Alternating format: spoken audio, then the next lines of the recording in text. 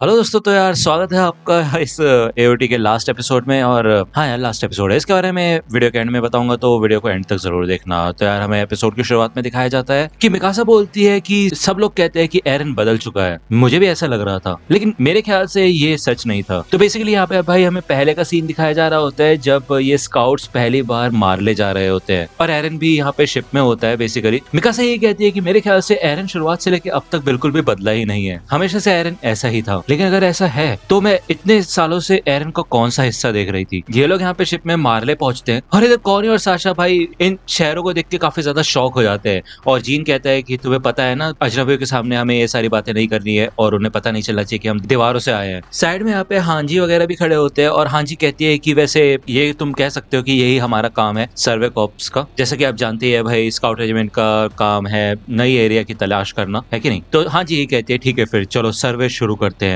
जब ये लोग यहाँ पे आते हैं तो ये देखते हैं कि इधर कैमरास है, काफी सारे लोग हैं और इन सबको देख के शॉक होते हैं काफी ज्यादा। और ऑन कपॉन इनका स्वागत करता है मार्ले में और वो ये कहते हैं कि चलो फिर ठीक है, मैं तुम लोगों को लेडी अजोमोविटो के मैंशन में लेके जाता हूँ। ये लोग जब यहाँ पे बात कर रहे होते हैं तभी भाई इधर पीछे से गाड़ी जाती है, जिसे देख के भाई ये शॉक हो जाता है। और कॉनी कहता है कि भाई ये क्या घोड़ा, क्या ये कैसा घोड़ा है भाई, और ये घोड़ा है भी या नहीं। तो साशा कहती नहीं, ये गाय है, मतलब किसी प्रकार की ये गाय है यार। तो हांजी कहती है कि हाँ ये एक गाड़ी है, हमें इसके बारे में यहाँ आने से पहले बताया गया था। तो वही हांजी चिल्लाने लग जाती है, हे गाड़ी क्या हाल है तुम्हारे। तो आर्मिन जीन से कहता है कि ये तो बहुत बुरा है, लोग हमें देख रहे हैं। तो जीन कहता है कि भाई सब लोग हमें कद्दू समझेंगे, भाई मेरे ख्याल से हमें ऐसा बिहेव करना चाहिए जैसे हम इन लोगों को जानते ही नहीं है। भाई साशा, कॉनी और हांजी उस गाड़ी के पीछे भागना शुरू कर देते हैं और लीवाई ऑनन कपॉन से कहता है कि अगर तुमने उन्हें रोका नहीं ना तो वो उस लोहे के डब्बे को गाजर खिलाना शुरू कर देंगे। तो ऑनन कपॉन कहता है अरे नहीं, ऐसा नहीं हो सकता, लेकिन रुको, वो तो गाजर खरीद रहे हैं यार। इधर मिकासा एरन के पास आती है और वो ये कहती है कि हमें नहीं पता यहाँ पे क्या हो जाए, तो प्लीज मेरे करीब ही रहो। यहाँ पे आर्मिन भी एरन के पास आ जाता है और वो भी यही कहता है कि अभी हम बाहरी दुनिया में हैं, जैसा कि हमने डिसाइड किया था, है कि नहीं, तो साथ साथ रहते हैं। तो एरन कहता है कि यही है समुद्र के उस पार, है ना। लीवाई कहता है कि ज्यादा दूर मत जाओ, खास करके तुम, समझे। यहाँ पे साशा भाई आइसक्रीम खरीदती है और जब वो उसे खाती है तो वो काफी ज्यादा पागल हो जाती है,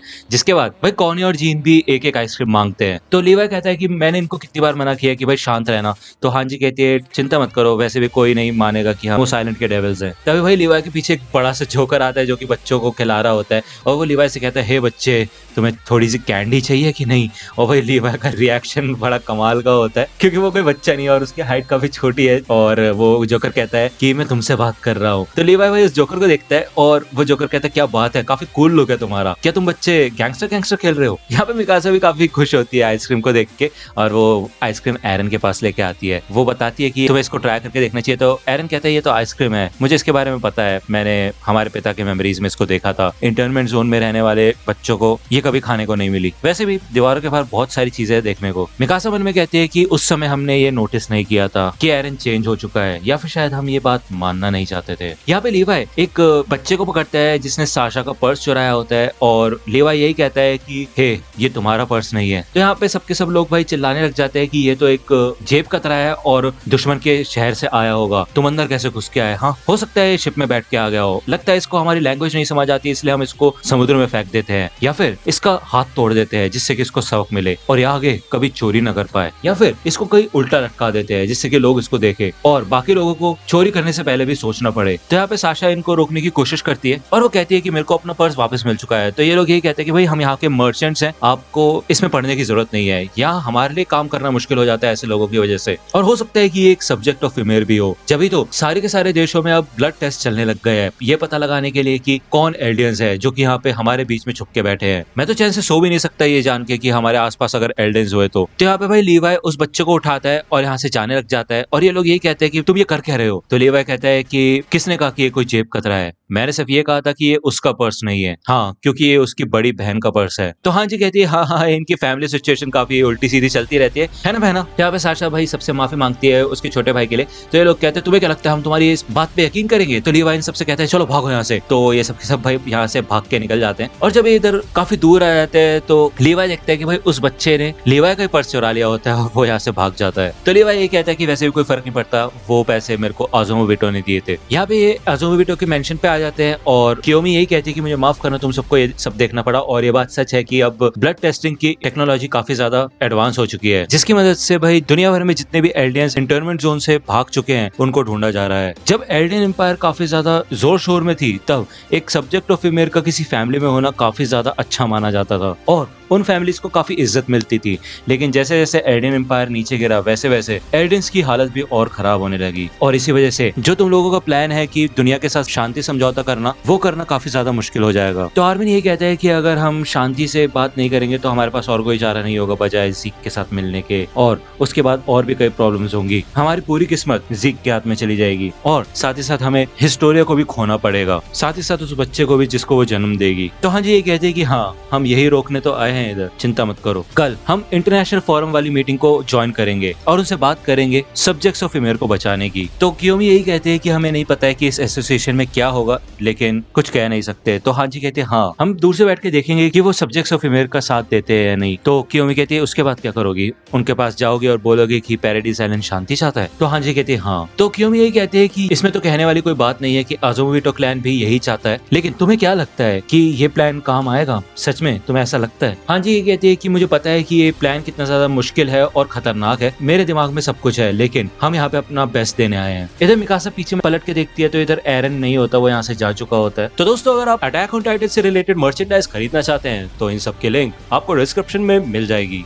वहां से आप इनको खरीद सकते हैं। और दूसरी ओर हमें एरन का सीन दिखाया जाता है जो कि इधर रो रहा होता है और उसके सामने वही लड़का होता है जिसने भाई चोरी की होती है। मिकासा उसे ढूंढते ढूंढते इधर आ जाती है और उससे कहती है कि तुम्हें पता है ना, तुम दुश्मनों का सबसे बड़ा टारगेट हो, तुम अकेले क्यों घूम रहे हो, सब तुम्हें ढूंढ रहे थे। तो मिकासा देखती है कि नीचे वो बच्चा है और वो पूछती है कि हो क्या रहा है। तो एरन बताता है कि कुछ नहीं हो रहा, जंग के बाद इन सब लोगों ने अपना घर खो दिया था, जिस वजह से ये सब के सब यहाँ रहते हैं बिल्कुल हमारी तरह। एक दिन इन सब की आम जिंदगी खत्म हो गई और इनसे सब कुछ छीन लिया गया, इन सब की आजादी छीन ली गई थी। मिकासा, तुम मेरे बारे में इतना सोचती क्यों हो, तुम मेरा इतना ख्याल क्यों रखती हो? क्योंकि मैंने बचपन में तुम्हारी जान बचाई थी इसलिए, या फिर मैं तुम्हारी फैमिली हूँ इसलिए? क्या हूँ मैं तुम्हारे लिए? तो भाई इधर मिकासा शर्माने लग जाती है और वो शौक हो जाती है भाई, और वो ये कहती है कि तुम मेरे फैमिली हो। तभी यहाँ पे भाई साइड में से कोई आदमी आ जाता है और वो चाय लेके आया होता है इन लोगों के लिए और वो कहता है कि हमारे साथ चलो। यहाँ पे दूसरी ओर भाई बाकी के स्काउट्स भी आ जाते हैं और एरन कहता है क्या कमाल की टाइमिंग है तुम लोगों की। यहाँ पे भाई खाना वाना होता है काफी ज्यादा और शायद वो ड्रिंक्स भी होती है काफी, है ना, और वो आदमी यही कहता है कि एंजॉय करो। जिसके बाद ये सब भाई काफी मजे करते हैं यार, मतलब तुम खुद सोचो, मजे तो करते हैं। ये एक दूसरे को ड्रिंक्स पिलाते हैं, खाते हैं, पीते हैं, मौज मस्ती करते हैं और उसके बाद भाई सो जाते हैं। और इधर लीवाई, हांजी और ऑनन को पहुंच आते हैं और देखते हैं कि ये क्या हाल बना रखा भाई इन्होंने। अगले दिन हमें मीटिंग का सीन दिखाया जाता है और यहाँ पे भाई ये जो अनाउंसमेंट करने वाला होता है वो यही कहता है कि हमें उन सारे के सारे सब्जेक्ट्स ऑफ फेमियर को ढूंढना होगा जो कि भाई पूरी दुनिया में फैल गए हैं, हमें उनका पता लगाना होगा। ये बिल्कुल सही है, लेकिन वो रेफ्यूजीज कभी भी एल्डियंस नहीं थे। बेसिकली ये लोग ये कहना चाहते हैं कि जो एल्डियन एम्पायर के लोग थे वो छुप के अपनी मर्जी से उस आइलैंड पे जाके छुप गए, वो एल्डियन एम्पायर हुआ और वो ही एल्डियंस मारे जाएंगे। और जो बाकी के लोग बचे हुए थे इस मेनलैंड पे मारने में, उन्हें हम एल्डियन नहीं मानेंगे, उन्हें हम नॉर्मल सब्जेक्ट्स ऑफ एमेर ही मानेंगे, क्योंकि वो कभी भी एल्डियन एम्पायर के खतरनाक इरादों में उनका साथ नहीं देते। वो तो बस विक्टिम्स हैं जो कि गलती से एल्डियन एम्पायर में पैदा हुए। तो हमें सिर्फ उन आयरन के डेविल्स से ही नफरत करनी चाहिए, वो डेविल्स जो कि 100 साल पहले हम सबको छोड़ के चले गए थे और उस आइलैंड पे जाके छुप गए थे। हमारे दुश्मन सिर्फ वही आइलैंड डेविल्स है और कोई नहीं। तो यहाँ पे भाई इस बात पे काफी तालियां वगैरह बजती है और ये कियोमी वगैरह समझ जाते हैं कि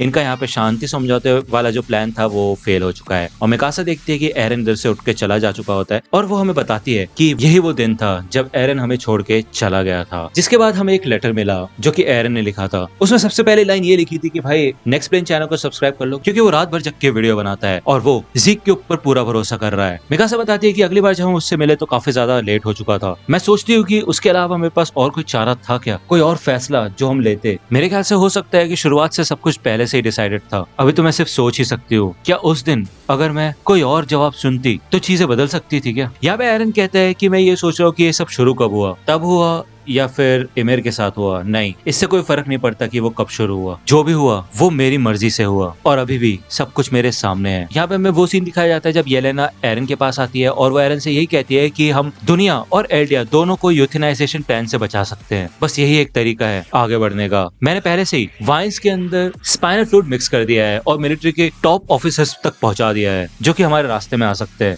यहाँ पे हमें दिखाया जाता है कि भाई फ्लॉक भी इनकी बातें सुन रहा होता है और येलेना यही कहती है कि ज़ीक तुम पे पूरा भरोसा करता है, तो क्या तुम भी ज़ीक पे भरोसा करोगे? तो यहाँ पे भाई एरन फ्लॉक से कहता है कि मैं ऐसा दिखाऊंगा कि मैं ज़ीक का प्लान फॉलो कर रहा हूँ और तुम्हें भी ऐसा ही करना है। तो फ्लॉक कहता है कि इससे क्या होगा। इधर एरन हिस्टोरी को भी ये सारी बातें बताता है और ये भी बोलता है कि मिलिट्री पुलिस का ये प्लान है कि वो तुम्हें टाइटन बना देंगे, फिर उसके बाद ज़ीक को तुम्हें खिला देंगे जैसे ही वो आइलैंड पे आएगा। तो हमारे पास सिर्फ दो ही ऑप्शन है, या तो हम मिलिट्री पुलिस से लड़े या तो फिर यहाँ से भाग निकले। हिस्टोरी यही कहती है कि वैसे भी मेरा कोई ऐसा प्लान नहीं है कि मैं जिंदगी भर ही भेड़ बकरियां चराती रहूं। ये लोग यही बात करते हैं कि कैसे सिर्फ आइलैंड को बचाना ही सबसे ज्यादा इंपॉर्टेंट है और कोई फर्क नहीं पड़ता इस चीज से। हिस्टोरी ये कहती है कि पहले तुमने मेरी जान बचाई थी और तुमने मेरा साथ दिया था और उसके बाद सबने मेरी मदद की, यही काफी है मेरे लिए। तो एरन कहता है कि ये तुम्हारे लिए ठीक होगा, मेरे लिए नहीं। वो फ्लॉक से कहता है कि मैं पूरी दुनिया को तबाह कर दूंगा, मैं उन सब दुश्मनों को खत्म कर दूंगा, इस दुनिया से एक भी नहीं बचेगा। तो हिस्टोरिया ये बात सुन के भाई शॉक होती है और वो कहती है कि तुम गलती कर रहे हो एरन, बाहर की दुनिया में सबके सब हमारे दुश्मन थोड़े ना है, ज्यादातर लोग तुम्हारी मॉम की तरह होंगे जिनको पता भी नहीं होगा कि ये सब हो क्यों रहा है और वो मर जाएंगे, उन्हें पता भी नहीं चलेगा। तो एरन कहते हैं मुझे ये बात पता है, लेकिन ये जो